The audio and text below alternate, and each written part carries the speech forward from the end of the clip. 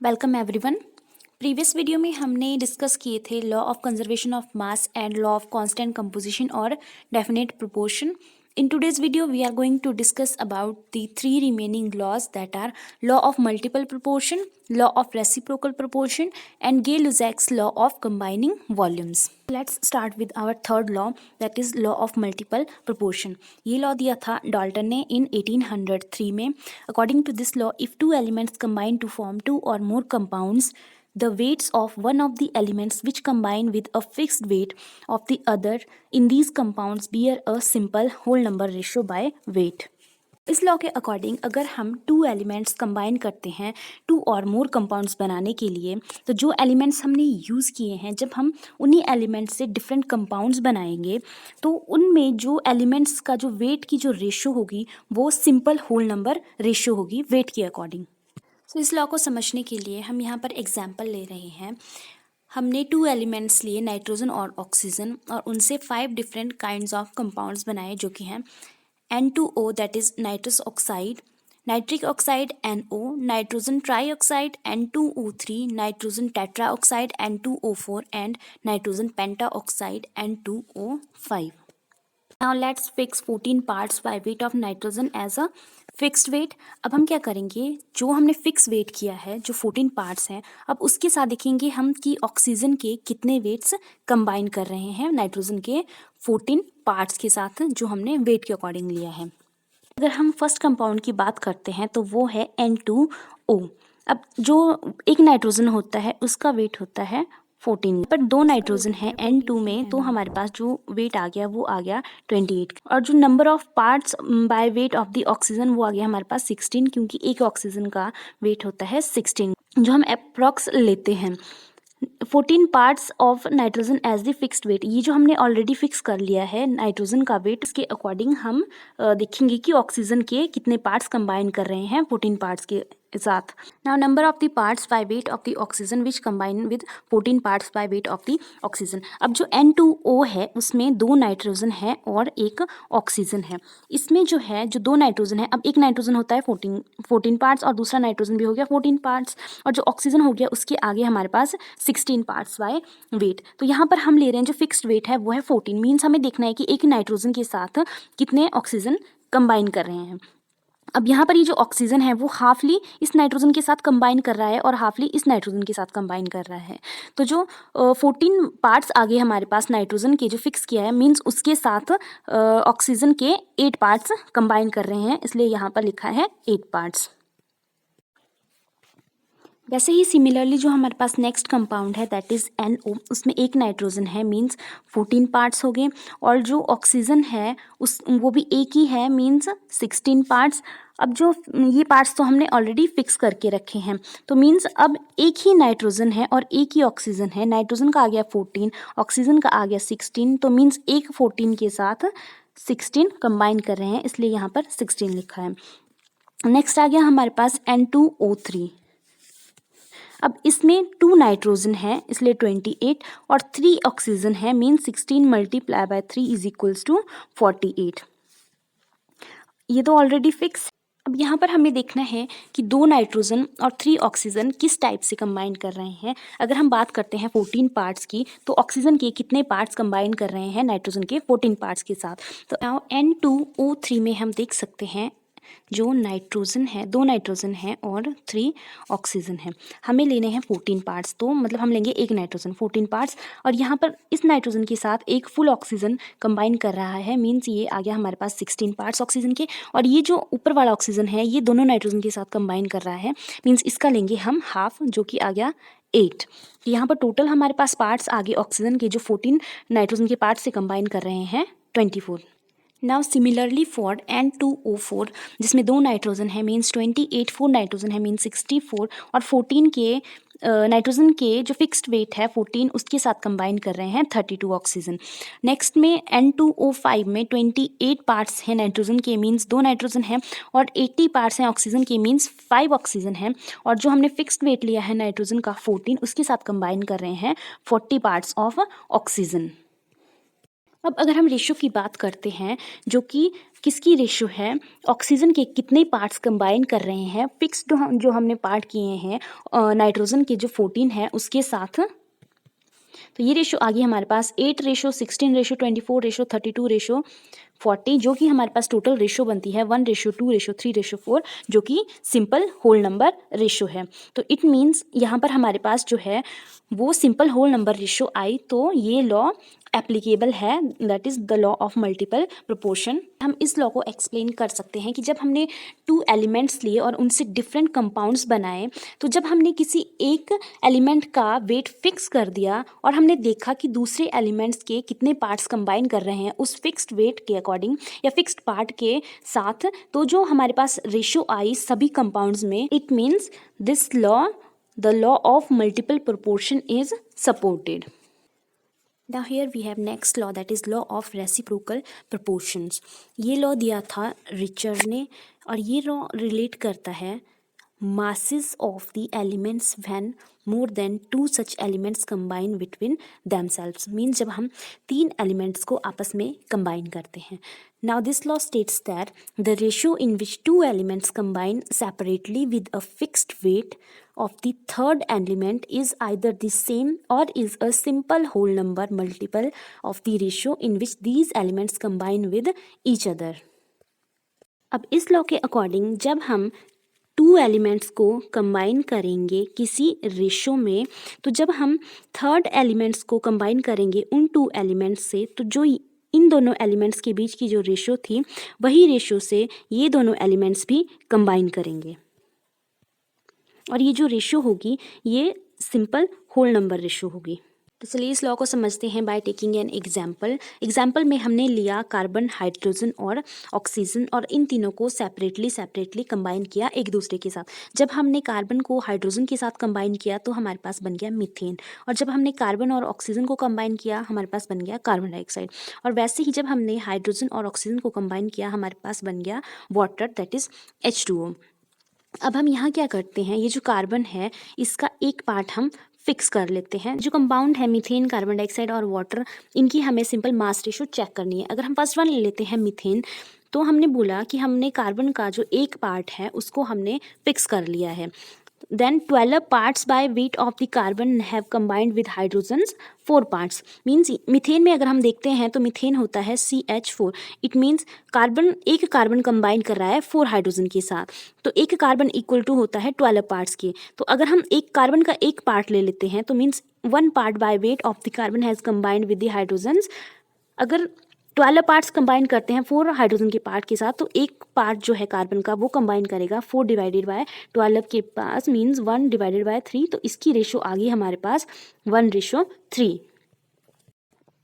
Similarly अगर हम next compound लेते हैं तो वो है हमारे पास carbon dioxide, that is CO2।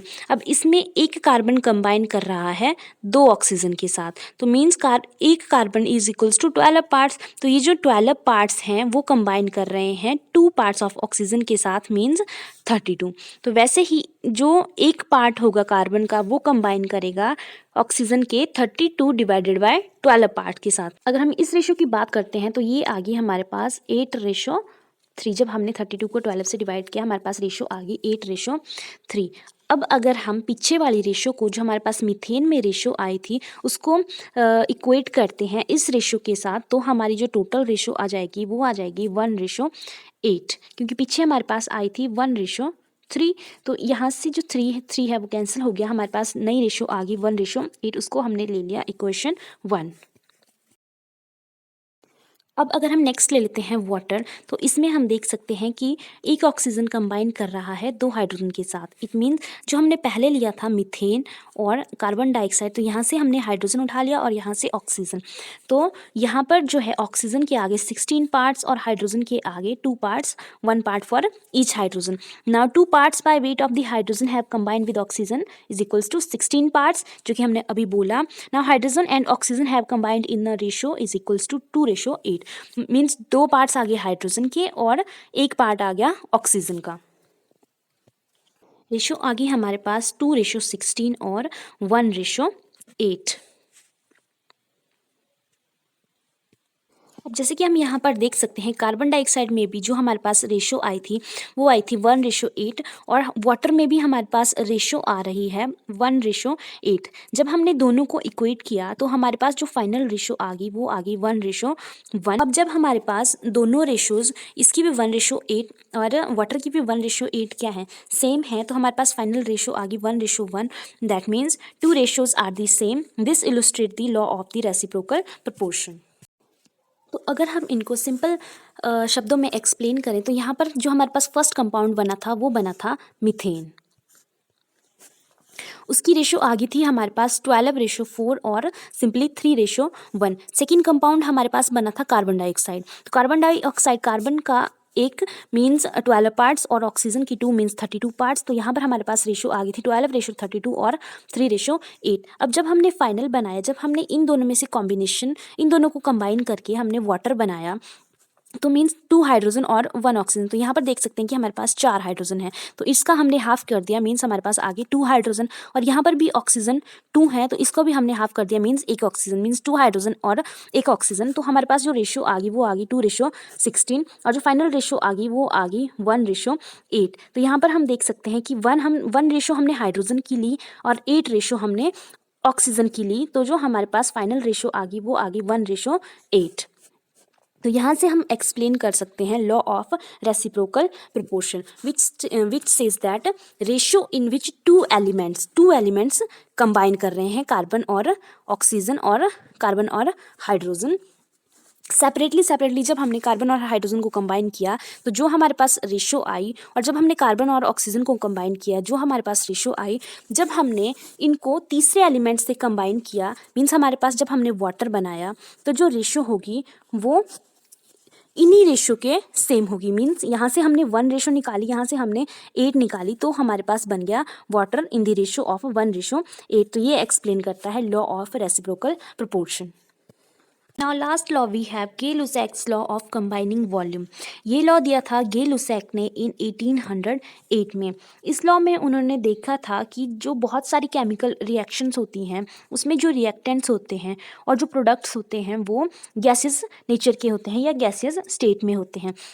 तो उन्होंने देखा कि जब हम गैसेस रिएक्टेंट्स का रिएक्शन करवाते हैं और हमारे पास प्रोडक्ट बनता है तो उनके बीच में कुछ वॉल्यूम को लेके कुछ डेफिनेट रिलेशनशिप होता है। Now according to this law, under similar conditions of temperature and pressure, when gases combine, they do so in volumes which were simple whole number ratio with each other and also with gaseous products. इस law के according जब हमारे पास gases combine करेंगी under similar condition of temperature and pressure तो वो इस तरह से कंबाइन करेंगी कि जब जो रिएक्टेंट में गैसेस होगी उनकी जो रेशो होगी वॉल्यूम की वही रेशो होगी या फिर सिंपल होल नंबर रेशो वो फॉलो करेंगे जब वो प्रोडक्ट फॉर्म में जाएंगे। Simple whole number ratio means जैसे होगी हमारे पास 1 रेशो 2 रेशो 3 रेशो 4 रेशो, इस तरफ से कोई भी हमारे पास जो रेशो होगी वो कभी पॉइंट में नहीं आएगी। जैसे 2.0 या 0.2 ऐसे हमारे पास रेशो नहीं आएंगी। मीन्स जो जब गैसेस रिएक्टेंट फॉर्म में होगी तब जो हमारे पास रेशो होगी। तो इस लॉ को एक्सप्लेन करने के लिए हम लेते हैं यहाँ पर कुछ एग्जाम्पल। फर्स्ट वन आ जाता है combination between hydrogen and chloride in the presence of the sunlight. हमारे पास बनेगा हाइड्रोजन क्लोराइड गैस। अब जैसे जो हाइड्रोजन है वो गैसेस फॉर्म में है तो हमने जब उसका 1 वॉल्यूम कंबाइन करा 1 volume of the chlorine gas that is Cl2 तो हमारे पास फाइनल प्रोडक्ट बन गया 2HCl means 2 volume of the hydrogen chloride gas. तो यहाँ पर हम देख सकते हैं कि हमने 1 वॉल्यूम लिया हाइड्रोजन का और 1 वॉल्यूम लिया क्लोरीन का, बट हमारे पास फाइनल रिजल्ट में जो प्रोडक्ट बना HCl उसकी हमारे पास आ गई 2 वॉल्यूम्स। तो जो हमारे पास वॉल्यूम रेशो आ गई वो आ गई 1:1:2 मीन्स 1 रेशो आ गई हाइड्रोजन की, 1 रेशो आ गई क्लोरीन की और प्रोडक्ट में जो रेशो आ गई वो आ गई 2 मीन्स 2HCl हमारे पास प्रोडक्ट बना। तो वैसे ही अगर हम सेकंड एग्जाम्पल की बात करते हैं जो है combination between nitrogen and oxygen. जब हमने नाइट्रोजन गैस को कंबाइन करा हाइड्रोजन गैस के साथ तो हमारे पास बन गई ammonia gas that is NH3। अब यहाँ पर हम देख सकते हैं कि हमने नाइट्रोजन का सिर्फ 1 वॉल्यूम लिया है और हाइड्रोजन के लिए हैं हमने 3 वॉल्यूम्स मीन्स 3H2 लिया है, और जो हमारे पास फाइनल रिजल्ट बन रहा है वो बन रहा है 2 volumes means 2 ammonia gas 2 NH3 gas. तो जो हमारे पास रेशो आ गई वॉल्यूम की वो आ गई 1:3:2। अब ये जो 1 आया रेशो में, ये आया हमारे पास नाइट्रोजन का, 3 आ गया हमारे पास हाइड्रोजन का, और ये जो 2 रेशो आ गई ये आ गई हमारे पास फाइनल प्रोडक्ट की जो कि है ammonia gas that is 2NH3।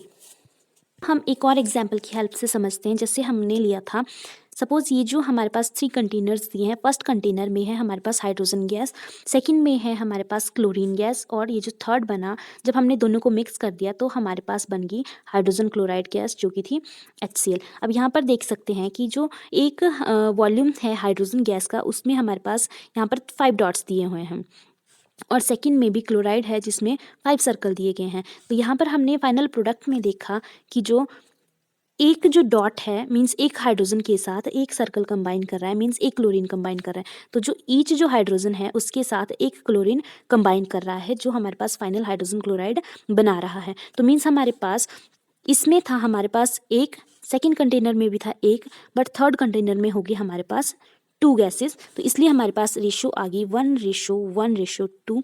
ये 1:1 आ गई रिएक्टेंट की, और विद रिस्पेक्ट टू ये जो 2 रेशो आई ये आ गई हमारे पास प्रोडक्ट की।